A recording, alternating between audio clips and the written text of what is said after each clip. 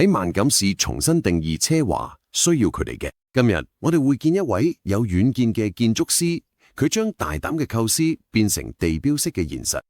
呢個就係 The Unionville 嘅故事。你有冇試過行入一間全新嘅公寓，但係覺得空蕩蕩，好似係為任何人而設計，即係話佢根本唔係為你而設計。一模一樣嘅間隔，一樣嘅裝修，一棟接一棟，全部都係倒模嘅。呢啲就係大量生產嘅房地產，有效率、夠快，但係就缺少嘅最重要嘅元素就係你。我哋相信你哋屋企唔應該只係一個住人哋盒，佢應該反映出你係一個點樣嘅人，佢應該訴說你嘅故事。佢 In-Can Development， 我哋嘅做法與眾不同。我哋唔單止係起屋，我哋仲係打造生活方式。我哋嘅理念，我哋唔會要求你適應我哋嘅框架，而係圍繞你嘅生活去構建。我哋由對話開始，而唔係由平面圖開始。你真正嘅生活方式係點樣嘅？你係咪一個熱愛烹飪嘅大廚，需要一個激發靈感嘅廚房，定係一個需要完美居家辦公室嘅專業人士，定係一個成長中嘅家庭，需要隨你需求而變嘅空間？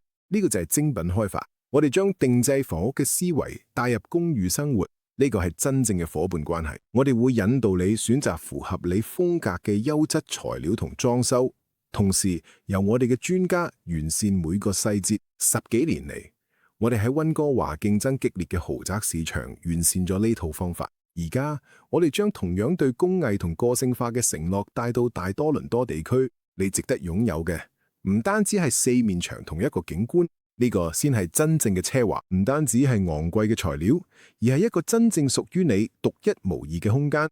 如果你相信屋企唔單止係一個地址，請訂閱，等我哋話你知，佢哋係專為你打造嘅生活。